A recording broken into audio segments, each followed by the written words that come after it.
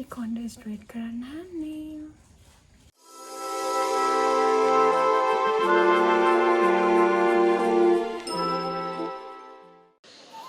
Hello ඔයාලව ගොඩක් ආදරෙන් මගේ YouTube channel එකට පිළිගන්නවා.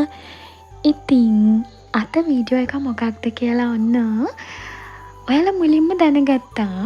ඔව් අද හදන්නේ අපේ අක්කගේ කොණ්ඩේ අයන් කරන්න.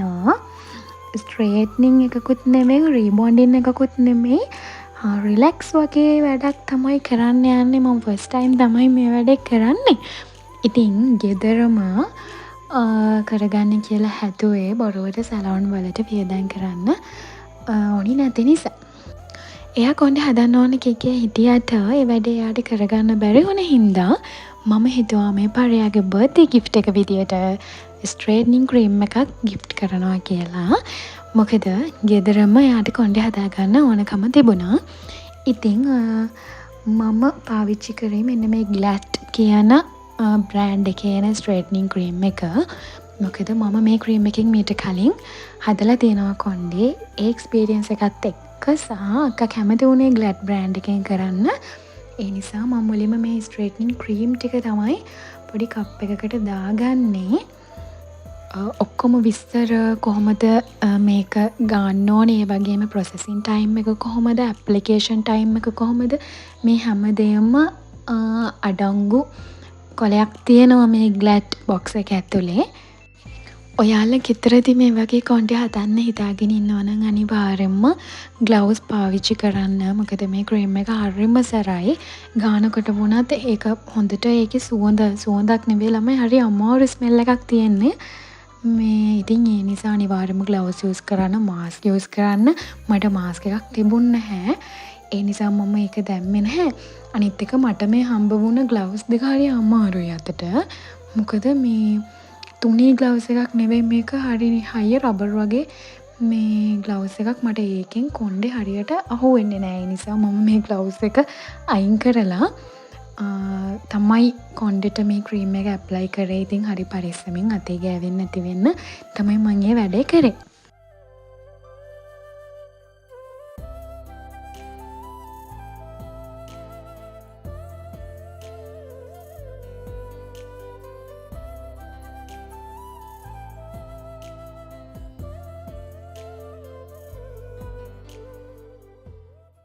කොණ්ඩේ මේ විදිහට සෙක්ෂන් කර මම හිමින් සැරේ ඇප්ලයි කරා ස්ට්‍රේට්නින් ක්‍රීම් ටික අතේ ගෑවෙන්නේ නැති වෙන්න.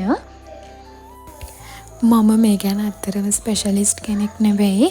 මමත් දැකලා තියෙන, අහලා තියෙන. එතකොට මම හොයලා බලපු විදියට තමයි මම මේ දේ කරන්නේ.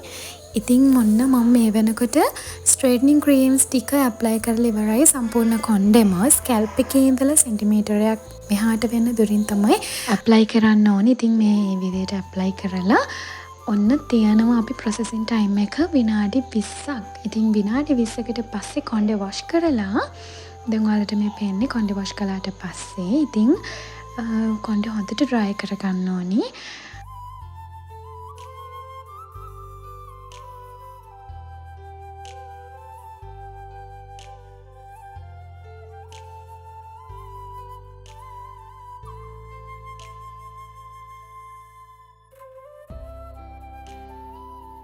මේ විදිහට ඩ්‍රයි කරගත්තට පස්සේ අපි කොණ්ඩේ අයන් කරනවා මුල ඉඳලා.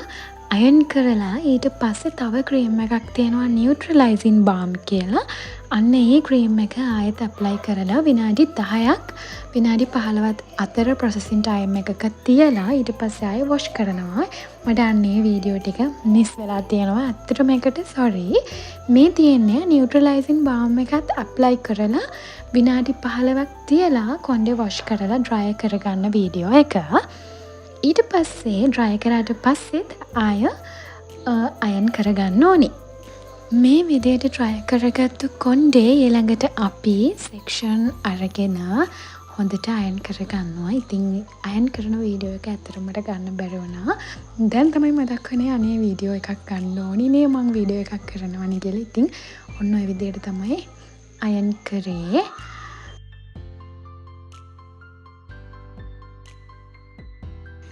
හොරිම ලස්සන ෂයින් එකක් ඇවිල්ලා තියෙනවා. ඔයාලට පේනවා ඇති. හරිම ආසයි හිතුණා ඒකට.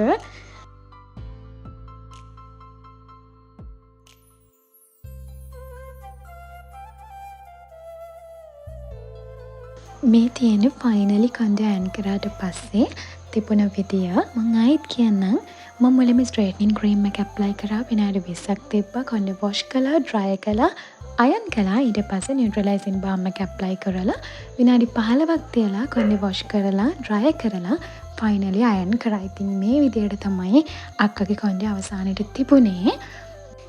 එයාට ඕන වෙලා තිබුණේ රිලැක්ස් වෙන්න එකක් කොණ්ඩේට කරගන්න. මං හිතනවා ඒ වැඩේ වුණා කියලා. ඉතින් දවස් 3කින් කොණ්ඩේ ආයෙ වොෂ් කරලා නැවතත් අයන් කරන්න තමයි තියෙන්නේ. ඔන්න ඔය විදිහට තමයි කොණ්ඩේ හදන වැඩේ ඉවර වුණේ. ඉතින් කොණ්ඩේ ඩැමේජ් ටික කපලා මම කොණ්ඩේ නීට් කරලා දුන්නා එයාට.